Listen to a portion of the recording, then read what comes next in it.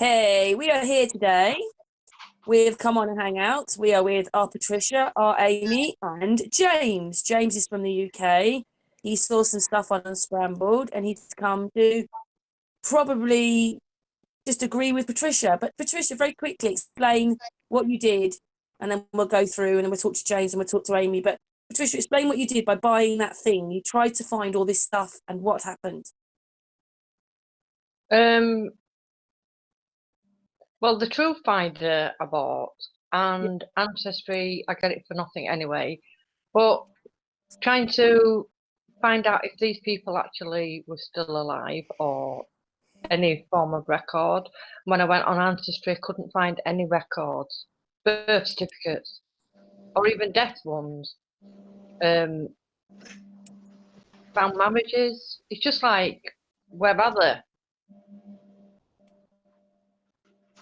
That's right. That's what Patricia found. So basically, she couldn't find any connections, nothing. And basically, that's what you found, isn't it, James? Yes. Well, I started sort of by accident, really. It was for my late father to try and get him interested in something apart from the Parkinson's disease, because he was focusing on that. So I thought I was trying to get him interested, and in the process, I got hooked. And I thought, it was just a long shot on my Brighton and Hove Yahoo site. I just posted up trying to trace my great-grandfather, and within a day I got an email back saying it's not your great-grandfather, it's your great-great-grandfather, and he was a Coast Guard. And I was able to follow the family back, but even with that, when he was stationed on the Isle of Wight, there's 3 children that died at the ages of 8, 6, and 2. Can't find some of the records for them. But when it comes, I mean, a lot of it, you've got to think in the context of the time. I found a will, and when you first read it, it reads heartless. It says, if my ever-loving wife remarries, she loses everything. But when you start, nice. you've got to look at the laws of the time. Women had absolutely no rights. This is way before women even had the right to vote. So if a woman remarried, the new husband got everything. And if he said, well, I'm not taking on your children, that was it. So it's protection for his own children to write the will that way. Although to our eyes, it reads heartless. Same as when they reuse a name, it's to keep alive a memory of a child that's died. So Jane, basically what you're going to say is that you also had many problems finding births and death certificates and the whole thing itself. Well, what became apparent quite early on was when you go on things like Genes Reunited and Ancestry, you'll find there are a lot of family trees where it's just copied off another family tree. The information hasn't been researched, and I think it's down to people just doing that quick search on free BMD and thinking, oh, that's the name, that must be them. A case in point. Patricia understands about that, don't you, Patricia? Yeah. A case in point was one sort of distant cousin had got some of my family down as being Preston in Lancashire, but it was Preston Village just outside Brighton, which obviously has been swallowed up by Brighton. So they've just guessed that Preston is in Lancashire from that. So, I mean, anybody who doesn't know, they're going to start looking in Lancashire county records and they're going to draw a blank. But I then hit on the idea, I'm going to try and look at as many of the original documents as I can. So that's the parish registers. You've also got to take into account dialect, because the incumbent, first of all, to get the birth, marriage and death certificates, the civil registrations didn't start until July 1837. So prior to that, you've got to look at the church records, and you won't get the birth date, you'll get the baptism date. There's a lot of confusion when people talk about, because they're the same names, the civil registrations are based on the Poor Law Union, so they follow the areas of the workhouses, which is totally different, although the names are the same, to the parishes connected with the churches. So there's straight away this confusion there. And I mean, how quick was a child baptized is another question. I mean, my mother doesn't appear until 1944, so she's already 10 years old. So if you take that into, I mean, I would say generally it's sort of within 6 months of the baby being born, they'll be baptized. But there's always going to be exceptions to the case with this. You've got to sort of look at the wider picture with all this, and you can sort of, when you combine the census and then the baptism, and if you can get birth information as well, when you start putting all these bits together and where they tally, that's when it really starts to come together. But you yourself then had any problems with trying to tally it all up, even in the UK? Yeah, in some ways, well, I had one email saying you've got that wrong. It can't be right. The person has got a birth date before the marriage. I said, that's because she's remarried, and automatically the children will have the surname of the stepfather. So this is the other problem. This is where the marriage registers actually come in handy. From 1754, you've got witness names. Now, if you can decipher the signature, often it will be a brother or a sibling, and it will give you further clues. And you'll often find that two of the witnesses then go on to be married themselves. This is looking like I'm digressing away from it, but I was telling you about Martin Leakey. In the 1700s, they mapped out the whole nervous system of a body, and how would they be able to do that if we're basically living the way that they said we were? So they're lying about where we were and what was here 300-400. They're lying. But yeah, I think a big clue, if you look at the tithe maps, they're all around the late 1830s, and then you've got that first consistent census for the UK, for England and Wales. But it's like, hold on a minute, the story we're told about Jesus in the Bible, they had to go to Bethlehem for a census. So why is it taken until 1840 for the UK to do a census of everybody? I mean, if that's supposed to be allegedly 2,000 years ago, the Romans were doing a census. Well, nobody's ever thought of doing a census, because the Domesday Book of William of Normandy is basically sort of seeing what is newly conquested land he's got. It's like, well, how many people I've got there and what wealth have I got there? And they express things in how many ox it would take to plough a field. So it's like a stock taking of his newly acquired territory.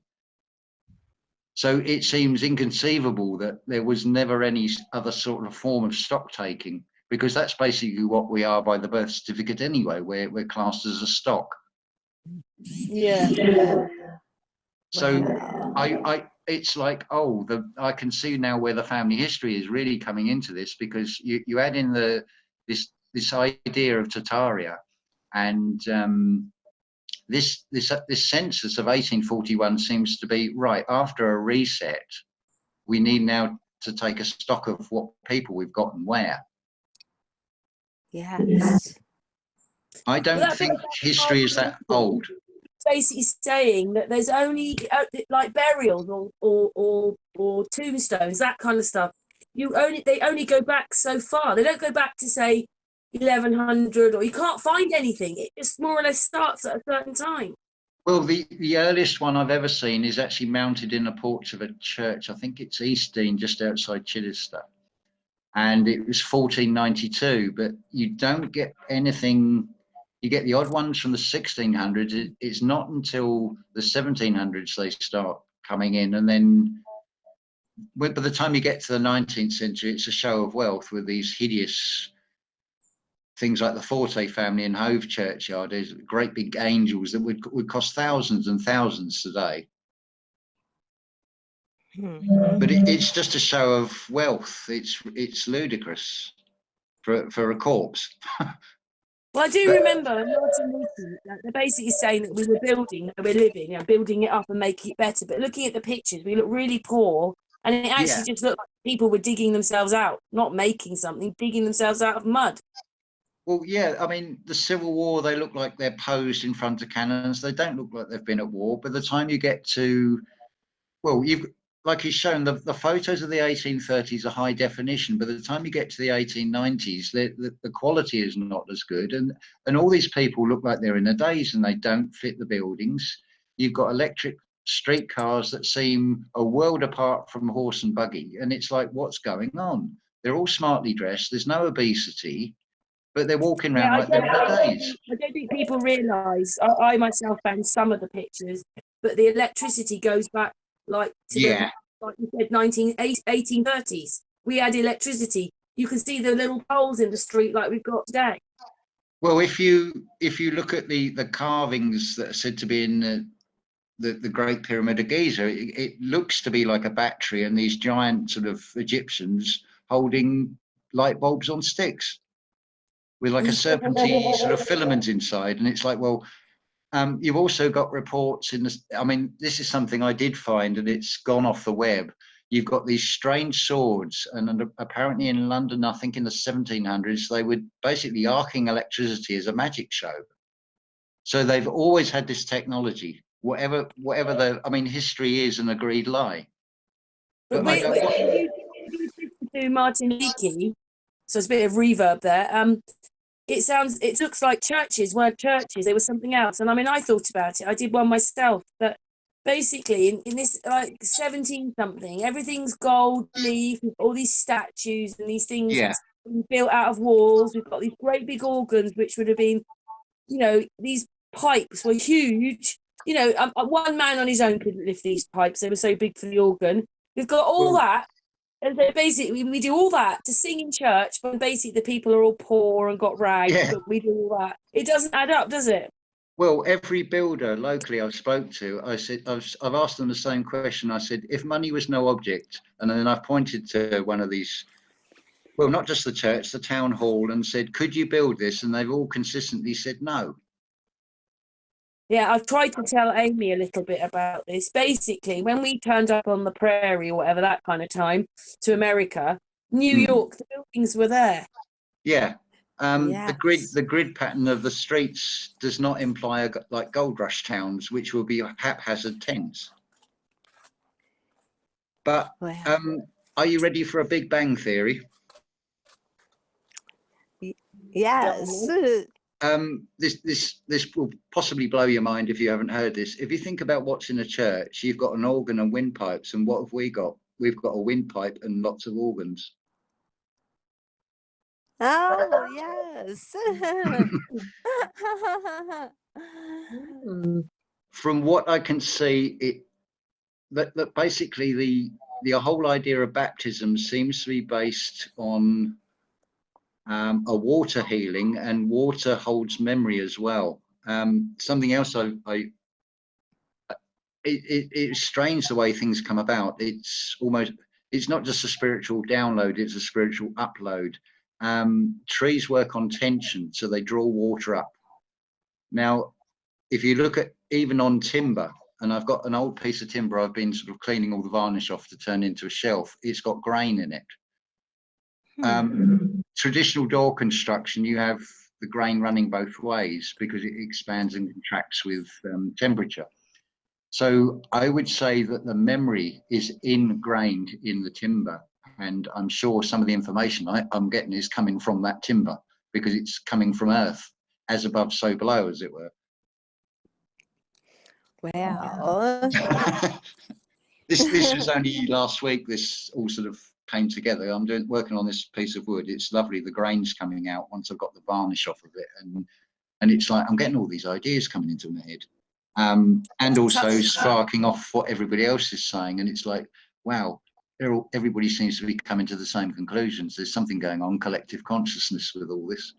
Yeah, yes. they want us to have. They don't want us coming together on a consciousness.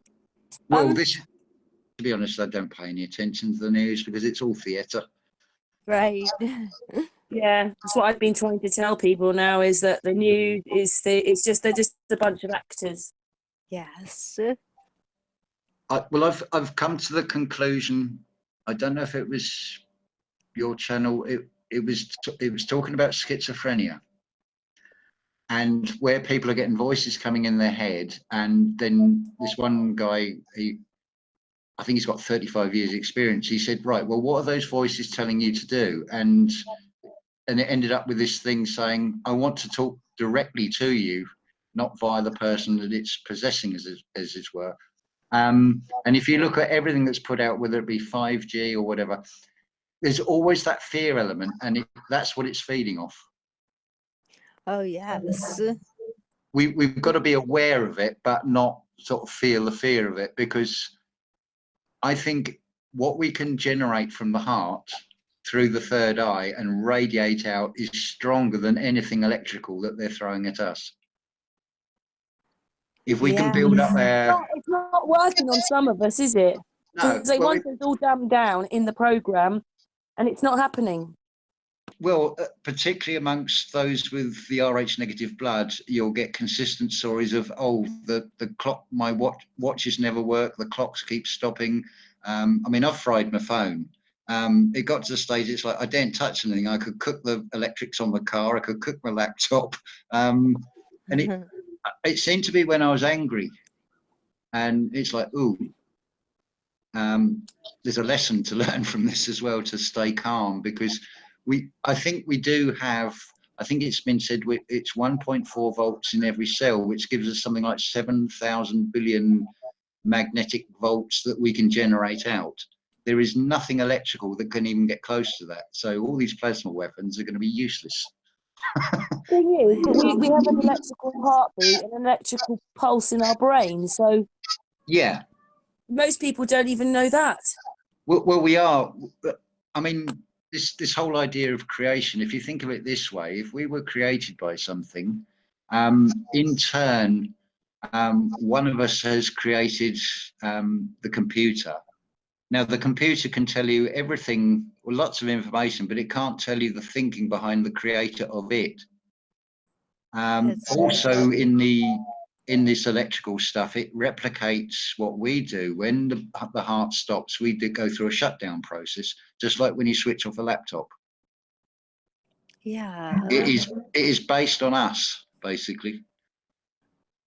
But well, I put a link out that somebody sent me the other day to basically say that when this person looked into what our skin was made up, it's made of silica. And what do they make the computers with? yeah, The same thing. Yeah. So it looks like we're probably a computer. Yeah. Well, in many ways, this is a holographic universe. It's got an evil sort of overlay over it. To my mind, this is the home of trees and things, and we're guests here. Well, basically, if I could sum this up, I think everything is created from source, and it is a child, and you can't get experience except by going through it. This is, I think, where they get the idea of the Big Bang Theory. We are a part of this source, and we are sending back very mixed messages by how we react to situations. You've got an AI element that is throwing out everything. I mean, it is basically like a multiplayer, multi-level theatre, and you choose what part you want to act in this world. So if you want to have a starring role on this stage, then go for it. You know, it's not about ego, but it's benevolence, and sharing is caring with all this. Well, I've met Amy because of a case on Unscrambled, and we've become good friends. You've become part of us. Yes. The bit that you told me about was that you also then had immediate problems trying to find birth certificates and information, which is crazy, isn't it? We think we're so futuristic and we've got so much, technology. And actually, those people who wrote, like you said, it's a bit like an infantry of that person's estate. Yeah. You can find those things, and that's more real than what we're looking at via the computer. Yeah. Well, it's something when you phone up the registrar, one of the registrar's offices, and you say you want a particular birth certificate, and then they're saying, I'm not sure if it's our area, and you're actually telling them how the thing works, and yes, that part is in the area you cover, and they didn't even know. Well. But I mean, it's the whole family history thing in some ways is an ego thing. for example, I think you got programs on television like Air Hunters, and people think they're going to be a long lost ancestor that's surviving ancestor that's going to inherit a fortune. But you've also got to think that you might have an ancestor like Jack the Ripper that's not going to be pleasant. I mean, that's more likely to be the case with a lot of people. The way I look at it is, whatever they did, if they hadn't have done what they did, I wouldn't be here. Yeah. So what, it made you research more, you mean? Sorry? It made you change your thinking and you researched more? Yeah. There's some really strange goings on. I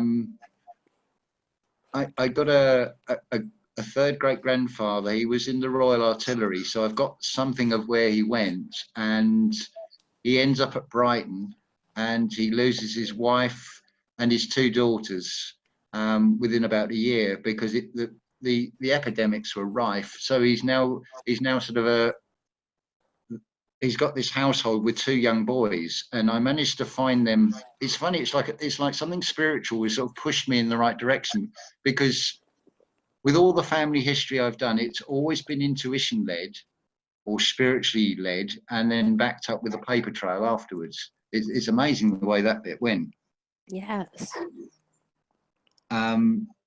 Yeah, and it's like, well, what would you do in that sort of situation? And it is Ockram's razor. It's like, well, the two boys are staying with their aunt. They're put down as lodgers, but from tracing the siblings, not just my direct ancestors, you then end up in contact with very distant cousins that are alive today, and that's a funny feeling, because they're a stranger and yet they're not, if you know what I mean. Right. The reason that we're talking about it, just to recap for you, is that there is a case on this channel which I covered and tried to find more information. Patricia bought that. What was it, Patricia? I've forgotten again. I always forget it. Truth Finder. Yeah. She bought that, and then basically thinking that she would find some birth certificates or even the index for them. We didn't, and that was in America. But in America, it seems that if you're born in one, what? You're getting them mixed up. Truth Finder is just the basic information. Right, yeah, yeah. But Ancestry. Oh, yeah, I know, but that was saying lots of information. But Patricia then, all right, sorry, I didn't mention. Patricia then went to Ancestry, and she didn't find what she thought. And she's someone that used to put the information into Ancestry. So over here, she'd have index numbers for the birth certificates, but not. She just couldn't find anything. Well, that's one thing I noticed with Ancestry. You're doing the work for them, because they allow you to make corrections to things. It's like flipping cheek. They're not paying us for that, but they're charging us an absolute fortune. But this is something I would say, and this seems to be consistent with all these DNA tests. If very carefully read the terms and conditions, I think it's the second or third paragraph on Ancestry, it makes it quite clear. By agreeing to that service, you give them free and unlicensed use of your DNA. So if you want to be fitted up for a murder, then that's right. to paint a worst case scenario. And then one of the other ones, it came up on Facebook, so I commented, and they came back and said, our DNA is from 5,000 samples around the world. So they are using current populations, not historical information. So that's not telling you anything. Right. All it's telling you is you've got a similar blood type or whatever to people, saying a percentage in Scandinavia, but it doesn't tell you where you come from. Right. Now, with the United States,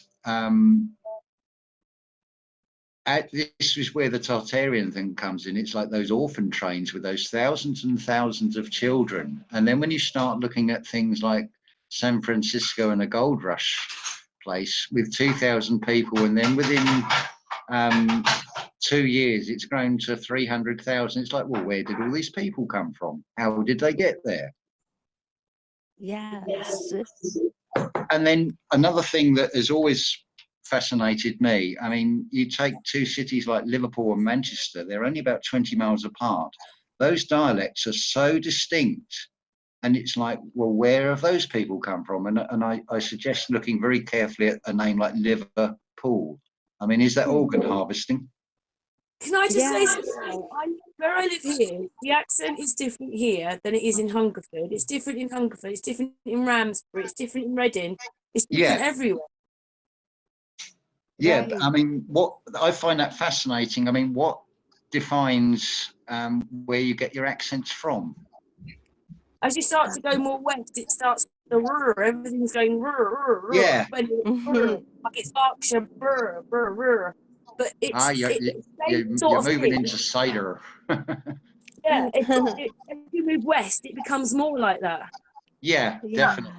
That's something that's always fascinated me because I'm from Yorkshire, but to the east of me is Humberside and their accent, and then you go further up Newcastle and that, and you're just like, how come such a small place has so many different accents or Yes. dialect? And it's like, how did it all happen? It's the words being used as well. I mean, like I know with Yorkshire, you say "I" for yes. No, I Oh, don't. wow. I don't. Somebody picked up on the way I speak. I mean, I'd never noticed it, but it's a very Sussex thing to pronounce day as D. So I say something like a bank holiday or bank holiday Monday. And apparently that comes from the supposedly from the Norman. The IA and E sounds are interchangeable. Oh, wow. And Yeah. it's when you really listen, it's like, oh. We do also know our language has been hijacked and it's been turned into this legalese, and we sort of don't even know the words that we're saying anymore. This is it. I mean, a classic one is if you say good morning, why would you wish somebody a morning? Because that's something to do with I funerals. can't say it now. I have to go, hi. I can't say good morning or morning because you're mourning someone. This is why I always say greetings on the start of my videos, because that seemed to be the best option. Yes. I just Yeah. don't speak at all. That'd solve all problems, wouldn't it? That's what they want, I think, though. Is because Just grunt. they don't want us to talk, though, do they? That's the point. They don't want us communicating. They don't want us understanding who and where we are and where we've come from. And they've made it almost impossible for us not to find the past. Well, this is, I think, their Achilles heel, this whole internet, because it has allowed, I mean, this conversation we're having now, we would probably never have sort of been in contact with each other except through this medium. That's I know, so it has its pluses, but it's a lot of minuses as well. Oh, yeah. Well, I think a lot of these sayings are sort of encoded. So that, like the Einstein one, was it an action has an equal and opposite reaction? Then you've got other sayings. I mean, if you think like the term missing link. Now, most people are going to think the Darwin theory. What if it's the link between the right and left hemisphere, where the third eye is, which most people don't seem to have switched on? Yes. Yeah. What I'm seeing is you've got Darwin's evolution going backwards. It's not the physical body, it's the minds. There are those that just cannot join the dots at all. I know Josh brought up this word the other day called Noah, like Noah's Ark, but he said basically all it means is the Noahs, not the KNOW, like that kind of Noahs. Yeah. That's what it really means. Well, that's a sync thought because I wrote that the other day. Noah means knowledge. The Noahs. Yeah. So we don't even understand the language. We've digressed here from death certificates onto other things, but one thing always leads on to another. But Amy, as we're here with Amy, is there anything you want to say? Because you've been quite quiet. Well, we've been quite quiet. Oh, well, I was gonna ask if you could explain a little bit more about the third eye, because I've heard of it, but I'm not real acquainted with it.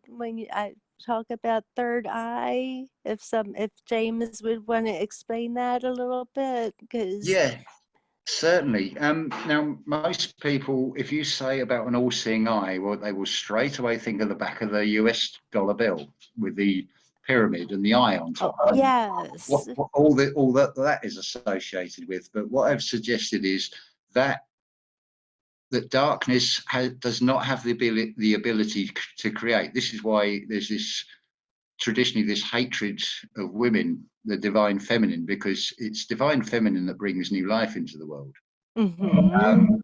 So where I think they've got that idea from is our third eye. Now, if we are all a fractalized part of source, that is why what people think of as God is all seeing, because it's in everything. So yeah, it can see everywhere. That's the good side all seeing eye, not the one with that relies on cameras and spying. right. They always play everything in a fearful way. It's like the 33 stages of masonry. You've got 33 vertebrae in the back in your spine. That's your Jacob's ladder. Oh, They twist everything around, but it's once it's a cliche saying, but it's once you start seeing the pattern and see how they've done the twists. And I always say, look for the third hidden hand in everything. I mean, I'll give you one case of this. You've had roadblocks with protesters say about the environment. yes. You've got another section of the population who's now rather annoyed because they've lost a day's pay because they're late for work and it's inconvenienced because they're in the matrix and they're still chasing money. Right. Or even they may be just providing for their family. And then the judge acquits the protesters and say, yeah, that was naughty, but off you go. Now you've got a divide and conquer. You've got those that are resentful and it's like, why has that judge done that? And then you've got the other group that are they're all being misled and played against each other. Yes. It's this coming together. It's seeing behind the veil of what's pulling the strings on what seems to be something that's good, and then turns out, well, hang on a minute. It's like feed the world, famine in Ethiopia. Well, surely if it's not just a famine, it turns out it was a war situation. Wasn't there any thought of how you're going to get those supplies to those people if it was even genuine, instead of buying Bono a new jet? And yeah. I started asking questions about these charities. Why is the head of every charity an appointed position? And they're on a huge salary as well, a lot of them. Yes. And that's why people Right. don't giving to charities anymore, because then they find out their money isn't really going to what they thought they were giving the charity to. They're going to the big salaries and all the things that they want. Well, look at Exactly. the word charity. It's char, and it's eye ties. It's your eye. Third eye is tied to something, and you end up as charred remains, basically. Oh, wow. That Great. is interesting. Yes. Well, that's a great explanation, James. Thank you. Well, I looked at this alphabet, this alphabet, and it is a gamble. It's phony Phoenician phonetics, and I put a positive, neutral, and negative value to the letters. I did a grid of 27 because the ampersand was classed a letter at one time. So you've got 27. So that's three nines upside down, three sixes, and with this grid system, because I'm suggested that every letter is basically a glyph, like the Egyptian hieroglyphs. So the eye represents your spine or your soul. It's what's attached to it that's important. And they all come to the value of 9 when you add. Because I think I did 1 point for a negative, 2 points for a positive, and 3 points for a neutral value letter. And yeah, everything came to 9 on this grid. It's on that Matrix Unlocked presentation 2 I did last month. You can find it on there. It explains all about it. Okay. We do think that we're really informed people. We think that we know, we've got all this technology and we're so informed. But actually, when you start to look into it, you realise how uninformed we are.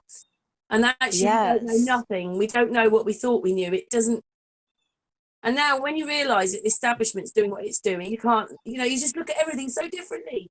Yeah. You do. Yes. You know Yeah. that I pay attention to the old sayings. You know that one about seeing things eye to eye. Yes. Well, if you think of your twin serpent caduceus inside you, which is like your angel and demon on one on each shoulder, both telling you things. When those two meet and look at each other, you can be informed because you're formed inside. Because Yes. or the other way to look at it is the Star Trek. It's an enterprise. Captain Kirk is the Scottish word for church, and Oh, wow. on the one side he's got Spock, which is pure logic, and the other side he's got Bones McCoy, which is the doctor who's benevolent and about saving lives. So you've got compassion and logic, and you are the captain of your vessel when you make the decision based on the information from those two. Oh, yeah. But that is to boldly go where no one has gone before, because that's misleading. That's taking you off to this fictitious space. Yes. The only orbit is Right. where things are going round and round in people's imaginations. We're the ones going round and round in our minds. Yeah. That's right. Yeah. We've digressed a bit here off of. Yeah. Sorry, my fault. That's Oh, okay. no, It's perfect. very interesting. Yeah, it is interesting. Can I just say Very something? knowledgeable. Go for it, Patricia. It's going back to a conversation we had earlier, me and you, Karen, and it's about what James was saying about the eye to eye, and you know how these things are actually relating to our bodies. It's like you were saying about schizophrenic and things like that. My son's schizophrenic.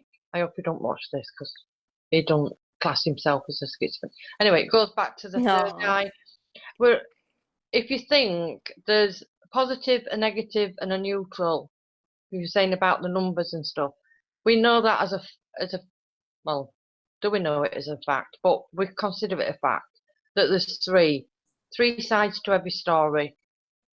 And I was saying to Karen today, when you've got positive, negative, and neutral in your brain, if you don't focus on trying to heal yourself as an inner child, as an adult having this child, you're always going to get conflict.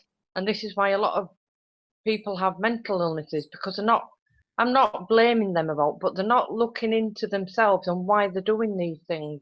You know, focus, you know, they say focus on the positives. Well, yeah, but you have to accept that negative and even the non-negative, you know, like the neutral ones, are going to be there and they're part of you. And you just got to sort of try not to focus too much on one, because you have to have an opposite. You know, Yes. everything in life is an opposite. Anyway, That's that's my little right. bit. Sorry. I think when Patricia starts talking, she's quite lethal. Ha ha. Yeah, very wise words. I just say something to put in this boat because it just came into my mind. It's totally changing the subject. I love what you said, Patricia, because I was telling her about the video I put out. Yes. So that's why we were talking about all the stuff. But we've just said in this hangout earlier on that Patricia couldn't find stuff. James had a real problem. But when Amy went to look at her history, you found a lot of yours, didn't you? Yes, I did. In the Truth Finder, everything they had was really correct for me as far as my information. But you couldn't find the birth certificate, those things, could you, Amy? No, but I mean, for my own self, just to test out the Truth Finder application, everything was so correct. It was almost scary that they would have all this information on me, you know, where I've lived, all my addresses, my relatives, just everything. But when I use the tried to look up through Ancestry, but I don't have the application, but you can, because you have to pay for it, but you could put a little bit in and about certain people in the case, and it wouldn't even show, like Patricia was saying about you know birth certificates. It would say they didn't even have the index or whatever for the birth certificate. But as far as the truth finder, where you could just put your name in and it'll bring up all your different addresses and different, if you were married before, your maiden name, your married name, who lives in your house and everything. It's like, for me, it was so accurate. It was scary because I don't know if I want everybody to have that kind of information. So, um, but so it was accurate for me what I found in there here in the United States. But I guess they may keep a lot of records, or it's kind of scary to think that, for me to think that they know that much. I'm not sure how much I like that, and I don't know where all they get it from, but it was all in there about even because I was married and then we had a divorce, but my husband, he remarried, and so it's got all of his new wife's relatives listed as my relatives. And it's really, and my daughter's husband, it's got all of his relatives listed. So yeah, to a point, it's awfully accurate, like Big Brother, I guess we say here in James, America. just to let you know, James, that we were trying to look up information on this one person. Yeah. She's supposed to have died, but she seems to be current in New Jersey and current still at her address through this place that Amy's talking about and Patricia bought. Yes. Yeah. Yeah. What present day do you mean? Yeah, it's got their age today. It says that she's 35, isn't it? Yes. So they're not saying Yeah. she's deceased, they're saying she's alive. Could well Right. be. And you know what? She had every name you could think of in her, whatever names she had, she reused them, changed them around. She had loads of alias names. That's interesting. I remember you actually talking about this on the videos. Yeah, and it goes back. To. It goes back to King. Yeah. Yes. Every name you put in for her, it always goes back to King. And that's why Patricia bought the app, bought the Truth Finder, because we were trying to see, and she bought it in the goodness of her heart to try and help us to see if we could, Yeah. Find out more information about these people who were being shown. But we didn't get that far because Patricia then went to Ancestry and can't see anything. Ah. That doesn't mean we have to see it, because sometimes it's a bit like, some Americans said, well, you won't get the birth certificates. And they were correct, actually. That's me thinking, it's all going to be lots of it's going to be in Ancestry, or you'll be able to find it. But Patricia didn't even find any index numbers. All she was looking for was the index numbers. There was nothing. Right. Well, I know. I mean, for last year.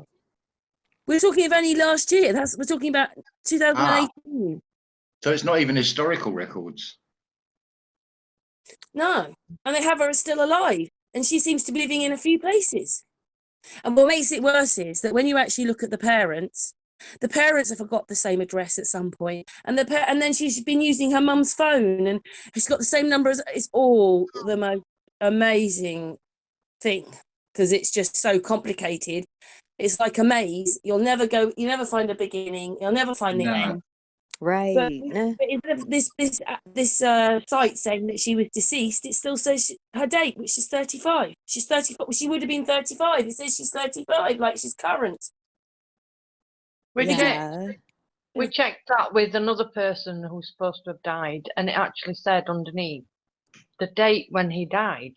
So if he does that on that for him, why didn't he do it for her? Even though she's supposed to have died, it would have said died. such and such a date. So Yeah. how come that information was there on one of them, but not on the other one? And you just think, well, surely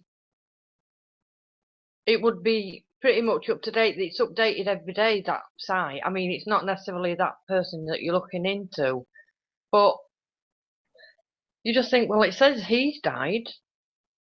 So how come, if she's supposed to have died, how come it doesn't say underneath died whatever date? Yeah, and I put my brother-in-law who is deceased in 2008, and it had him listed as deceased.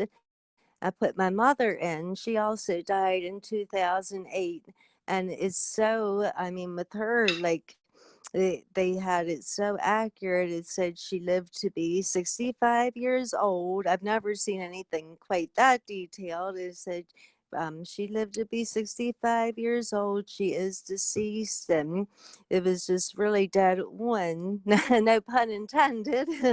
But my then I do have a neighbor, and now he also passed away in 2008, and he was listed still as alive. So maybe somehow the records didn't get through. But you would think with a high profile case like this that surely you would think that would be updated. Like if my mother and my neighbor, who were just a couple of humble people that just passed, no big high profile thing, I would think surely that they would have it updated correctly on a high profile case, if you know what I mean. So what I'm saying is, for the most part, I think it's accurate, the information, but maybe sometimes some way it slips through the cracks or whatever.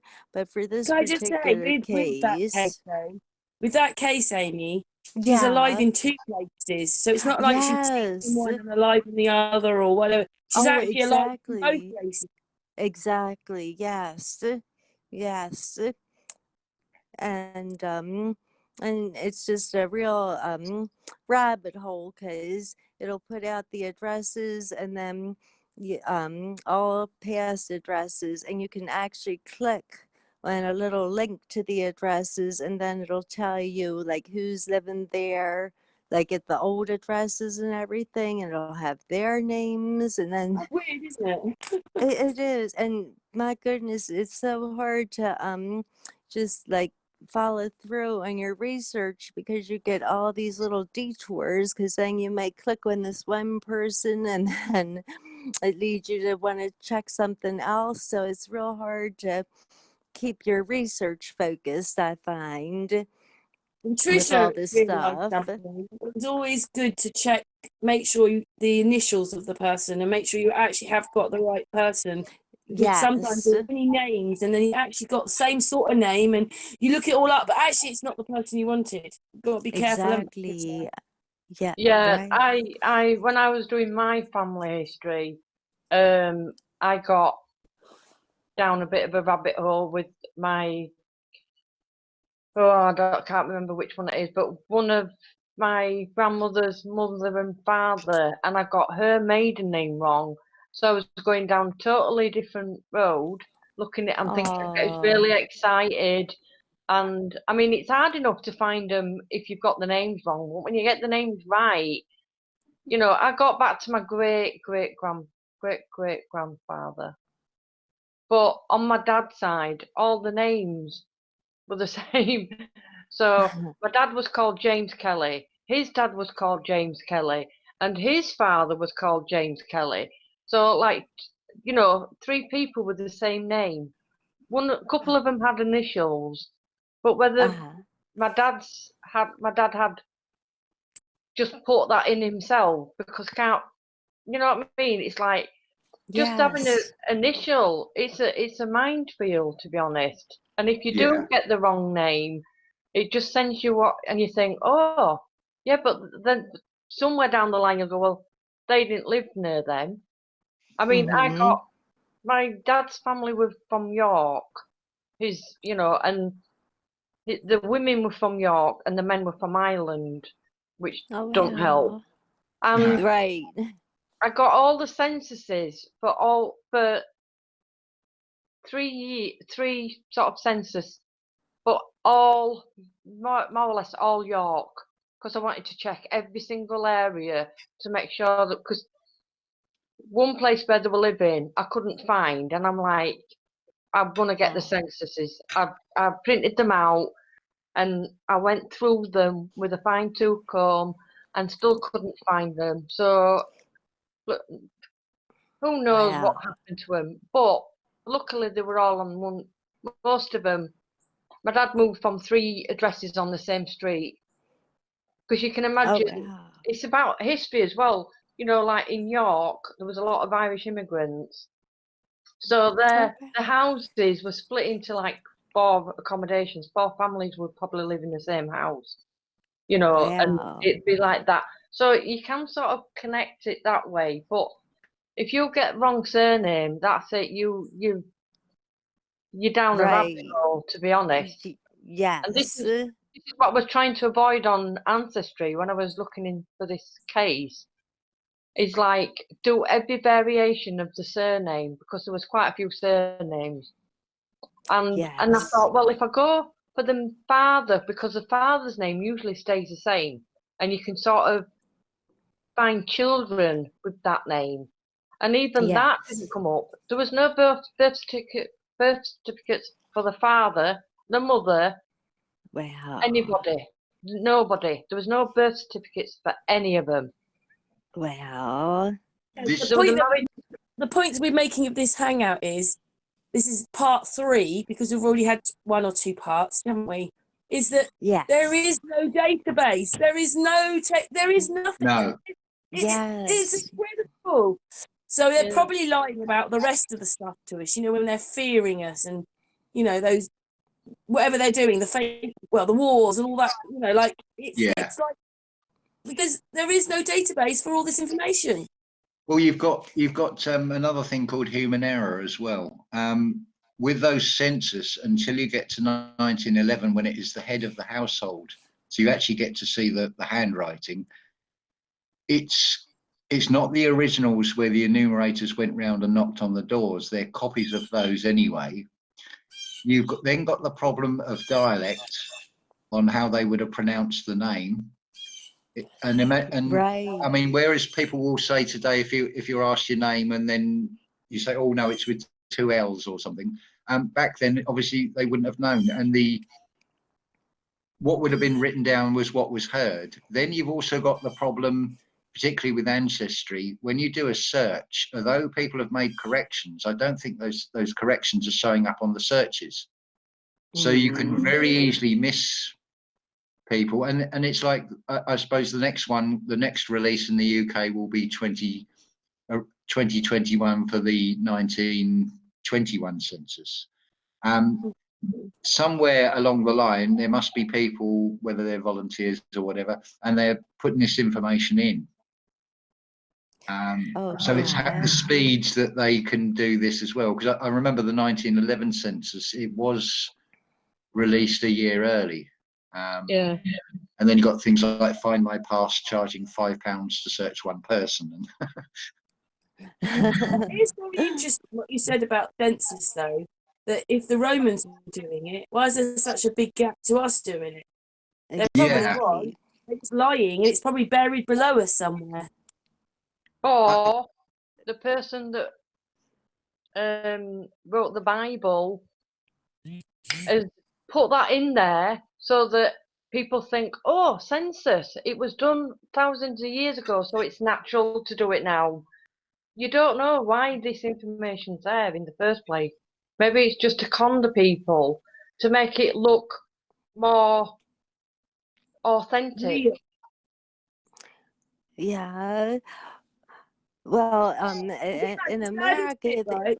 That's the saddest bit where we all are, is that even Amy, who's probably a bit more newer into this, and she hit the unscrambled, and then her whole life changed, because now it's opened up for her to see a completely different view of what she thought before. I know. That's right. I mean, I was waking up a few years ago due to certain, things that supposedly occurred here in America that, was put out by the media, and they were probably just stories. And I woke up to that quite by accident.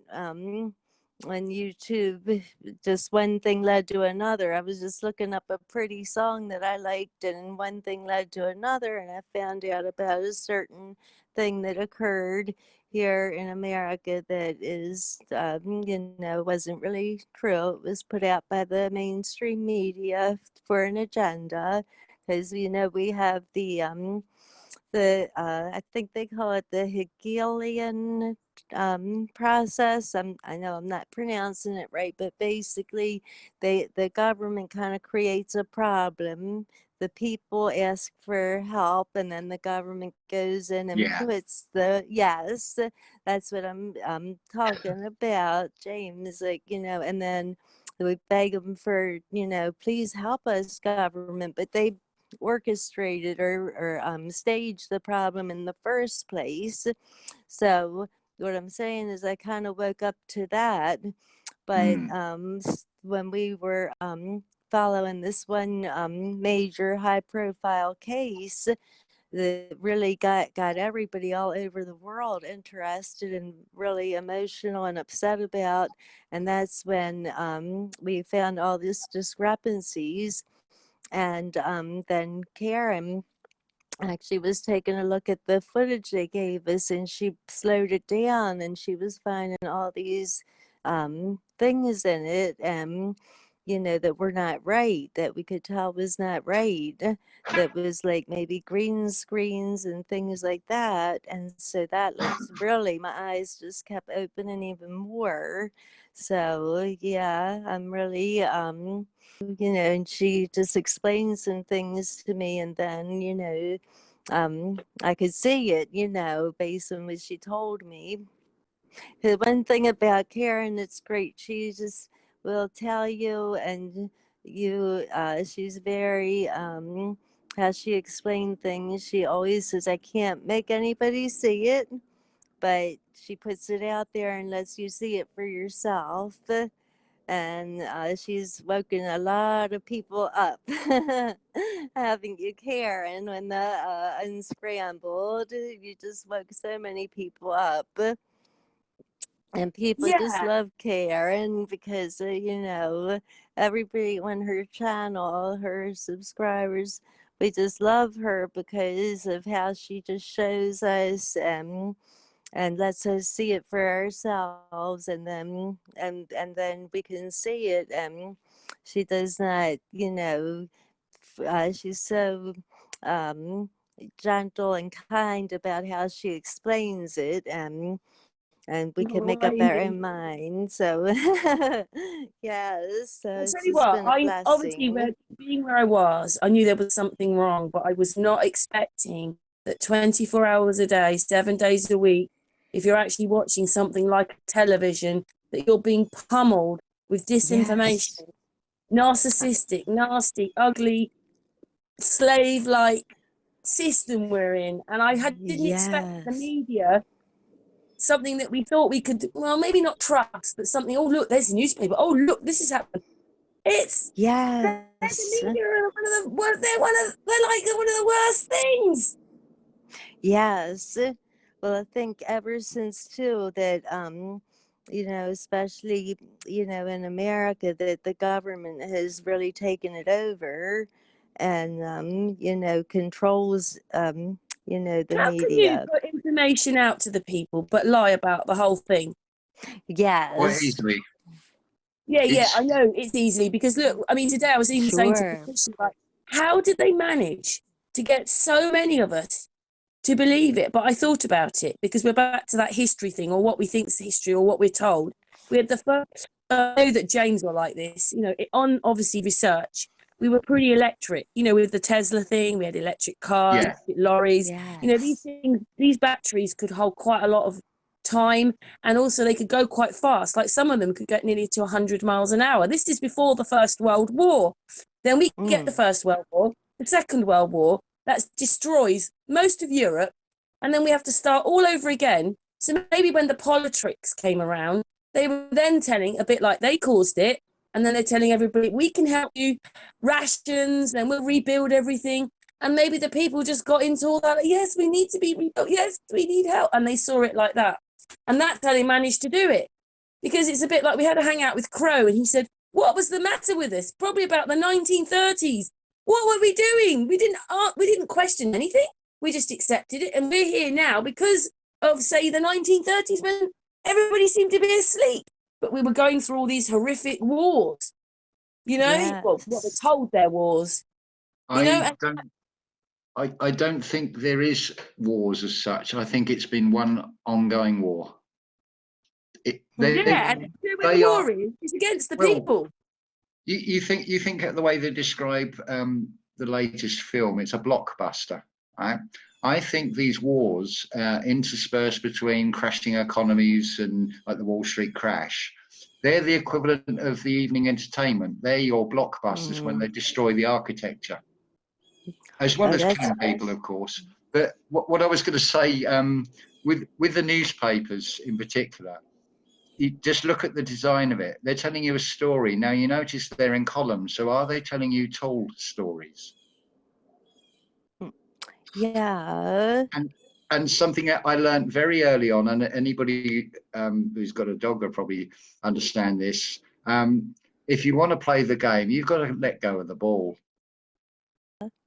Well, I'm gonna have to excuse myself now from this awesome hangout because, well, Karen and Patricia know my father is quite ill, and my sister just informed me that my aunt and uncle are here for a visit, so they want to meet with me and everything. So I hate to have to leave the hangout, but I will listen in with, to it when Karen premieres it and everything. But I just Yes, want to Amy. say thank you so much, Karen, for inviting me. And James, it was so very nice to meet you, and Likewise. I love your idea. Oh, thank you so much. And I could have had a lot more to ask you, but maybe when we do Karen puts the premiere, I can ask some questions that I Certainly, had. yeah. Thank you. If I don't know, I will say I don't know. I'm not going to try and bluff. It's. I mean, I don't know anything. I can only give you what I think. The conclusions I've reached. Exactly. Sure, but it's just really interesting. To meet another friend, isn't it, Amy? It is. Yes, it is. It's wonderful. So that's one good thing out of technology is that, as we were saying, we can all speak together, even though we're miles apart. So I will say goodbye now, and I let you guys continue your awesome discussion. And I will tune into it when you premiere it, Karen.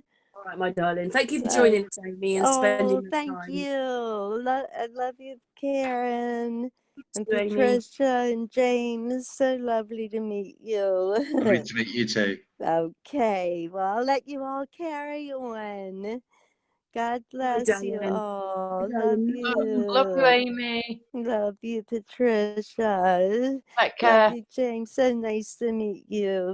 And you. I will say goodbye for now. Love you. Speak again soon. Love you. Okay. Bye, Carry Amy. on. Bye-bye, Patricia, Bye, Karen, and James. Goodbye, darlings. Bye-bye. Bye. With the spiritual, especially, it's often spoken about walking barefoot and earthing, and again, this is women's intuition and the divine feminine. Because notice how women are encouraged to wear high heels, because it's taking your souls out of contact with earth more than with men. And I think there's something in that, the fashions and things, because that's all appealing to the ego, and it's trying to separate us from our relationship with nature.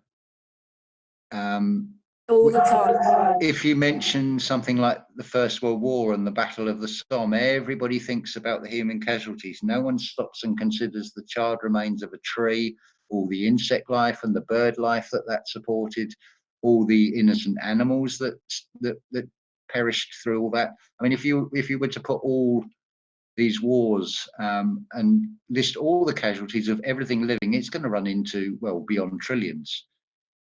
But everybody forgets about that. The closest you've ever had is things like War Horse, where there was horses and dogs and even dolphins involved in the Second World War, caught up in this conflict. But there's very little thought about outside of Our human life. ecosystem. Instead of it being, it's an ecosystem, they've turned it into a global system. Well, this again, I think, comes from the Tartarian. There's that video footage. I mean, I don't know if it's true or not, or if it's staged. But you've got this church spire, and you've got this electrical hub, and they're glowing balls. So I think that's where they've got the glow ball word from. In the World Fair of 18, oh my God, it was 86 or 87. Can't remember which year it was. There was a big dipper they built. How many people do you reckon they could get on it? No idea. Well, the London Eye, I think, takes about 200 and something, and that's probably roughly what they make the rides. It took 2,000 people a ride. Good grief. Well, we're definitely going backwards. And this is in an age when we're only supposed to have, well, you've got trains, which, depending on how close that railway track has got to the site, then you've got horses and buggies and ropes and manpower. There's no... It always amazed me when I looked, even in, like, you're looking at New York, and they've got buggies, and they look pretty sort of bedraggled, the people. They look poor. And then there's these buildings there, 30 stories high. How could they be building that when they look in rags? It doesn't make sense, does it? I mean, I can cut a piece of wood, but it's not going to be perfectly straight. And when you look at the precision of those old buildings, and it's the same style all around the world. They destroyed some of the amazing ones. I remember Martin Leakey talking about one that was soundproof, and it was there, and then it was destroyed. Yeah. Well, Australia, I mean, that makes no sense. Within 20 years of going there, you've got, I mean, one of the most essential buildings is to build an insane asylum. This massive structure, and it's like, yeah, they're really going to need that there, and it doesn't fit the narrative at all with any of this. John Levi's channel is another good one for this. He does little 20-minute features. Do you know something else? In the UK, people don't realise, I'm not saying all the castles, but if you look at Dover Castle, if you look at Windsor Castle, if you look at, is it Maidstone? I can't know. Is it one at Maidstone? There's other castles. They've got pyramids in them. Yeah. Well, trouble is, like with Windsor Castle, I mean, they've got Balmorals, haven't they? Did you know that Buckingham Palace was actually modelled the same as Windsor Castle, but for some reason they've lost a big section of it. Oh. And there was a pyramid there because there were these drawings and it said Buckingham Palace and it had a mound in it, like Windsor Castle's got the mound. And they were actually drawn and they were almost the same. But obviously the one in the castle's gone. Even that story with Buckingham Palace doesn't ring true. It was supposed to have been built for William IV, and he refused to move in it. I mean, we're in an age where there's Parliament, and it's like, well, how can I mean, that would have cost a fortune to build. So how can you say, well, I don't like it? It's Tartaria, isn't it? The Buckingham Palace. Oh yeah. I mean, that's where we get the word barbarian from as well. In fact, I would suggest it's not Tartarian, it's Tartarian, the Aryan, like breatharian, because none of these buildings seem to have any toilets in them unless they're still below the ground. I mean, I wish I lived in a 19th century terraced house, because I'd be having those floorboards up by now, and I'd be digging down below and having a look and see if there's any window arches. What to see? But they have sort of said we went for the mud flood, and then some of the houses were built with basements in them. That wasn't because of flooding. So we can't go back. But do you remember they've shown pictures? There was some that came up about 6-8 months ago where they dug up this road, and you could see that there was wires, there was windows. It's like, and these are where these buildings probably lasted, because maybe there's a couple of, or say at least a floor now as a foundation stuck in the mud. So the building would have even been better. But what amazes me is my mum and dad live in a really old place that was supposedly built about 1600. It's still there and they can live in it. Yeah. How could they be building houses like that we can still live in today if they were like in rags? I know, it's crazy, isn't it? None of this adds up at all. I mean, you build a house, precision, equally spaced windows and everything, and then you think, oh dear, we've put the front door too high. We need to put some steep steps up to it. It just does. I mean, I've looked locally in Ipswich, and it used to be called Gipperswick, and I suggest the letter G is because it was a meeting, because it's the seventh letter, was a meeting of 7 tributaries that made up the River Orwell. I mean, the parks have got natural springs. You've got a road called Spring Road. You've got Upper and Lower Brook Street. The Bethesda Church, right by one of these springs, I looked up what Bethesda means, and it means swimming pool. And they've even said in that church they can hear the water running underneath. I mean, that saying about taking things to a whole new level comes to mind. Yeah. Because if there's a mud flood and you've lost potentially 2 or 3 floors, if you're to dig it out, what are you going to do with that material? Was it suitable to be fired as clay bricks, or was it just mud and not suitable for building? What did they do with it on the bits that they did dig out? Where did they put it? Highgate Castle used to be where we had Parliament. Yeah. Parliament started here in Berkshire. Have you looked into what the word Parliament means in French? I can't actually remember, but it's got a meaning to it, and you think, oh, the parlia part of it, I think. Can I just ask, Patricia's gone really quiet. Patricia? I'm here. Are you enjoying this, by the way? Because you've gone very quiet. I am, yeah. It's interesting. It's bringing up a lot of, I don't know, it's like, I don't know if it's the brainwashing sort of element, but it's like, I keep referencing back to, think about if we didn't have all this technology and we were just 3 people on a hill, and I'd say to you, Karen, oh, look at them stars up there. Oh, that's got like a shape. And you only go by what you've got round you. So, say like the farmers, for instance. Oh, it looks like a cart. And the other one goes, oh no, it looks like a wheelbarrow. And then the third person, James, will say, we don't look like any of them. So this is everything, excuse me, everything that I have information about from whoever gives me that information, I always go back to that. Why, like it's a theory, isn't it? It's somebody's assumption of what they see, like perception. I don't know. Just, do you know what I mean? It's like, that's what I take everything back to, is where did it start from? Like the language, the dialects of different places in England, where did they all stem from? These are the questions I ask. You know what I mean? To myself. Well, it's like all these constellations. When you see them, in the drawings where they actually put the lines in, I mean, they still don't really look like what they're supposed to be. I mean, when I look up at the sky and I think it's the Big Dipper. I mean, I look at it and think, oh, it's a frying pan or a milk saucepan, but it's about the only one I really recognise. Yeah, take more notice of it, because you can see it twisting and turning and dipping and going up in the sky. That thing, I don't know how star circles and trails never pick up, or someone's never filmed that, because it doesn't do what the rest of the stars are doing. It's going around my house, like north, like south to north, west to east, north to south, and then east to west. Well, they're talking of, there's a lot of, from the mainstream science, about this magnetic North Pole on the moon, so maybe it's something to do with that. I mean, they're probably telling a half-truth with that anyway.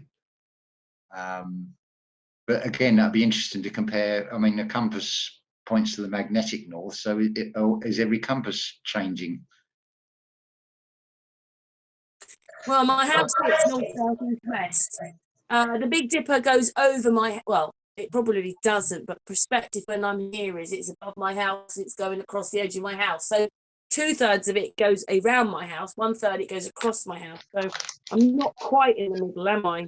But I'm just quite amazed at that thing, the unscrambled bit, because obviously I asked you to come on because of birth certificates in that. I'm going to take out the flat earth bit. I'm going to separate them out because we've got 2 hours and the last hour was flat earth and the first hour was a bit of flat earth. But I might take the flat earth words out of that because I don't want people to use flat earth against us at the moment on Unscrambled, even though some of them go to sun and moon.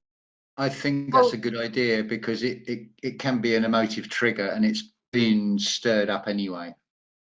They think you're crazy. They think you're crazy enough as it is, Karen, without adding flat earth onto it. Yeah, some of them do, don't they? Some of the comments I've heard.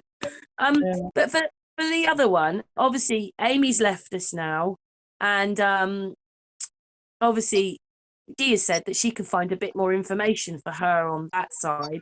Patricia couldn't, and you had difficulty, James. So there is this no big system for birth certificates. We think we're living in this age of we know everything, we've got everything, and we haven't. Well, no, I mean, you go to Ancestry and they might have county records for one parish. I know with the West Sussex County Council Records Office, they're keeping it to themselves because it's a moneymaker. Surrey, I think, did a deal with Ancestry and they got a nice new building out of it. Their history centre, I think it's in Guildford. So each county's got a different way of dealing with things as well. So there is no central database for definite. Which you think there would be something, considering they're telling us that we're living in an age of all this, where all this is there and we're being watched and etc., and wars and everything. When it comes to it, there's not this information. And then you've got this thing about the DNA test. So we can tell you your origin. Well, I think everybody wants to know the origin of humanity, and that information is based on current population demographics. So it's telling you you've got a similarity to certain people in this place or that place, but it's not telling you historical information of where you came from at all. That is fraudulent, what they claim, to be honest. Yeah, but we're so stupid that we're not looking at what we're being told. Well, the problem is it's like people hear things the wrong way round. When you hear things like, oh, your post has been removed because it contravenes Facebook community standards, people are not realising it's not our community that they're referring to, it's their community. And it's the same with health and safety and security reasons. Well, whose health and safety and whose security are we talking about? Don't forget, terms and conditions are not for you. Therefore, whoever's making them against you to make sure, and they're telling you everything they're not responsible for. Yeah. Well, a government is exactly what it is. It's meant to govern, and it's governing us. And walls are laws. It's keeping us trapped. Yeah, in Latin, as I was told the other day, ment is mind, so govern the mind. Yeah. Well, Latin, I mean, who let in the Latin? Because the vowels are interchangeable. It's a let-in. It's their way in. So we're a bit shocked that just on one case, it's a bit of reverb there. On one case, Patricia was a bit shocked, considering that she was somebody that used to put in the information in Ancestry, weren't you, Patricia, that you couldn't find anything? Yeah, and it's made sense now, James, with you saying about in this country, in UK, people hold on to the records because some of the records you'd think were, all of America, that all they're not called parishes, are they called states and stuff? Yeah, you got states and counties. You'd think that hand them all in, but it makes sense now why there isn't any. And I'm not saying for 1 minute that these people haven't died or they have died. We're never going to know, because if states are going to hang on to their records because it makes money, because if it's like everything for free, well, this is it. I mean, every registrar's office is charging £10 for one certificate, so potentially you're going to be spending £30 per person, or 25, because the marriage obviously is, you've got 2 names there, but the birth and death certificates, that's £20 straight off. Yeah, And I've done that start myself. doing that for too many people, that's going to run in the thousands of pounds just to get this information. Yeah, because I've done that myself. I've got everyone on my dad's side up to, you know, not necessarily all the children, but like the actual main parents. Yeah. I've got all their birth certificates, marriage certificates, death certificates. You know, some of them it didn't cost me now, even though I'd actually just paid for my dad's birth certificate and he died. Yeah. I got sent his birth certificate and his death certificate. So I'd already paid for them. Yeah. But I got them for now, so I've got 2 copies. But it's like, if I had ancestors in America, how would I know? I'd hit a brick wall, wouldn't I? Yeah, there's It's another. not fair. There's another well, the states, you've got to really think of each state as a separate country in its own right, because they have got different laws depending on which state. I mean, the myth over here is everybody drives at 55. Well, Ohio, I can tell you, is 65 miles an hour anyway. But I mean, I'll give you one very quick example. I've got 2 William Brockhursts, both born in 1666. It just says William Brockhurst, son of, and then the respective parents, luckily. But then if I find a marriage, now which one does it apply to? I'm never going to know. I can misattribute a family line completely because they didn't have the information. And then they, obviously with the marriages, they didn't tell you who the parents were back then. So I can only guess at that. I'm never going to know that. Yeah. See how easy it is for them to manipulate our past, and we can never connect it back. We can't even do it for the last 100 years. Well, even if you're lucky, the parish registers didn't start till 1538, and a lot of parishes viewed it as a suspicious way. This is going by the official narrative on it, that it was a sort of stealth tax, so they were reluctant to actually do it anyway. Is that, James, because a lot of people were working on the farmland of the churches, and churches owned a lot of land, and the people then were living on the land of the churches? So that's maybe why it started. I mean, nowadays the churches have sold off a lot of land, and a lot of people aren't working for the church anymore. No. Do you see what I mean? A lot of people were working for the churches then.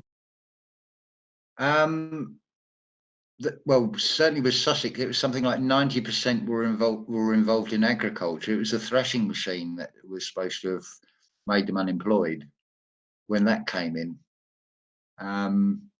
But again, I mean, this is like 1830, so how much of this is actually believable that we're actually being told today?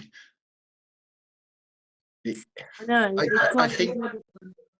I think that eventually the easier route will be the spiritual route, and I think we do have the memories of our ancestors within us anyway, and once we've opened up our senses, we'll get that information. The other route is an ego route, in a way, going down this family history, because although it's fun and fascinating and it's very time absorbing, it comes to a point where you just can't go back any further, because there isn't anything, unless you happen to be a lord or a lady. If you're a peasant, then you don't even exist in those early records. And even of the wealthy, how many of the women really get mentioned by name?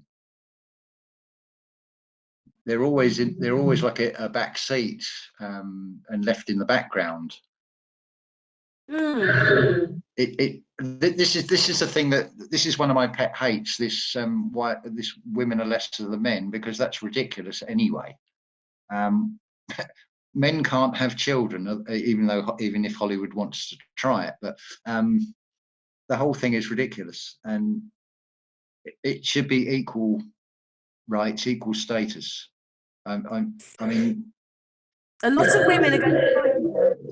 Yeah, well, but that's just how I see it. I mean, from early on, I thought, this doesn't ring true. This is unbelievable. It's like, and not only that, they're saying that about my mother. Because everybody is easy. It's very easy to project it on when it's not in my backyard, sort of thing. But everybody has a mother, and if you're treating women as lesser, that's your own mother and your own wife and your own sister and daughter. It's stupid. It really is stupid, that whole thinking. Nothing's about being. Sorry? Nothing's about being equal, is it?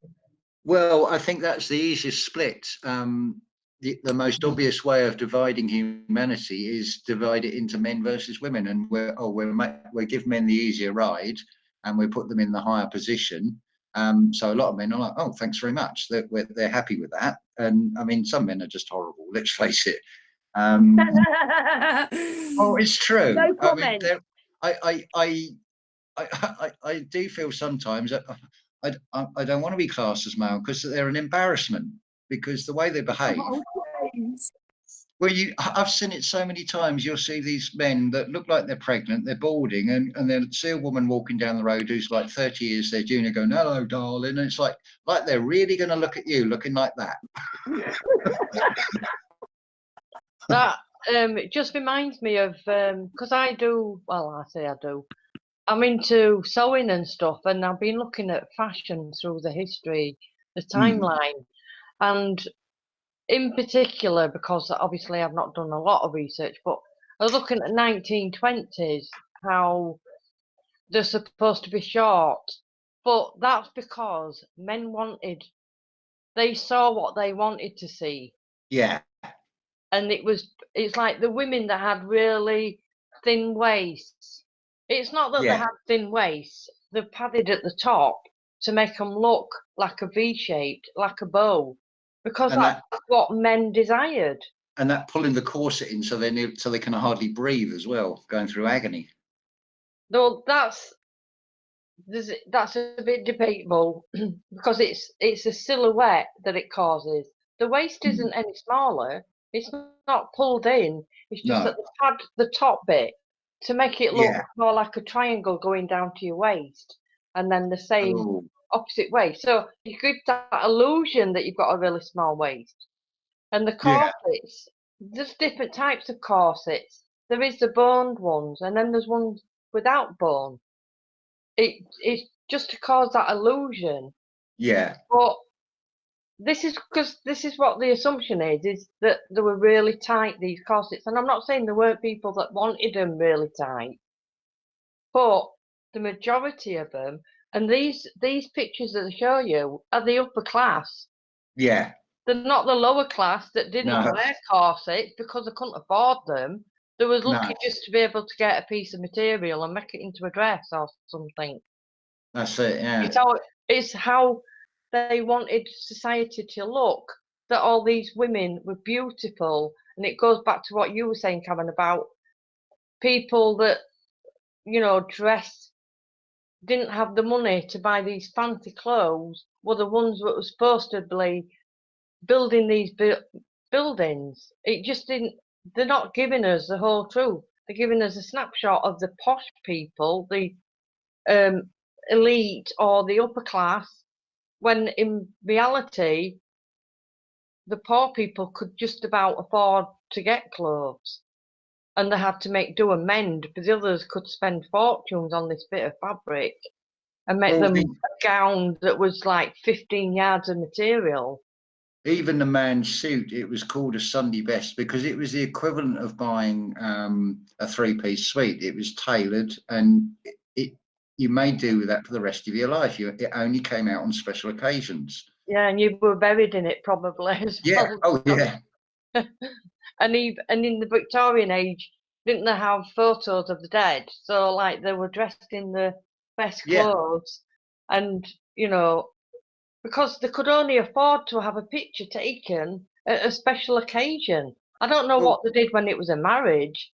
Did they bother that much? I don't know, but often with the marriages, they would go down to the photographer the week before, and they'd be dressed up in the clothes, and this is why they look so glum, I think, as well. Because you notice nobody smiles in those old pictures. I don't know when that came in. Yeah, but we don't know how much of that's true anymore now, do we? Well, this is the thing. I'm only going on. I mean, people, if this is true, the Rife machine should be used in all hospitals. You wouldn't need all the medication then. Look up Rife machines. I could put a video on Scrambled. That was made in the late 1800s. So was contact lenses, but they were obviously little slithers of glass. But they were created in the 1800s. Like, what the hell happened? Like, We were creating such amazing things. Yeah. Or supposedly, because we don't know how much of it's true anymore. I mean, you know, like electricity, it's a lie. We've had electricity or a form of electricity for centuries. Yeah, you've got these, well, something like St Pancras Station. How many people would it take to build that? And yet we've got this picture, or we're told this story of child labour with sweeping the chimneys and going down the mines, which implies a labour shortage, that they've got to use children to do this. It's like, well, where were all the adults then? Yeah, there is a big bit with the mudflood about children. Like, there's a lot of children and a lot less adults. Yeah, I think, well, I think this is where the catacombs comes in. I think, well, I don't think they actually bury anybody, because I think the human body is too toxic to put in the soil. Because when those curtains go round for a cremation, you don't know what's really being burnt there. You don't know what's coming in a Hercules bomb draped with an American flag. That could be opium. That could be organ harvesting. Martin's covered this. You look at the use of human blood in building construction in a US patent. It adds a whole new meaning to being a pillar of the community. Blood red brick. I mean, what is mortar? I mean, mort is the French word for death, and tar could be a reference to death of Tartaria. We have got off a bit off the subject there, but Yeah, it's so sorry. hard not to talk. It's I so hard know. not to talk about so much. But we can talk for a few minutes, but I think we're just then. Can we end because we've been going now for over Yeah, 2 hours. sorry. That's Sorry. all right, James. It's hard to stop, isn't it? Because we I probably know. like talk for another few hours. But just for the Unscrambled channel, we're saying goodbye now. Thank you so much, James, Amy, and Patricia. Thank you. It's been a pleasure.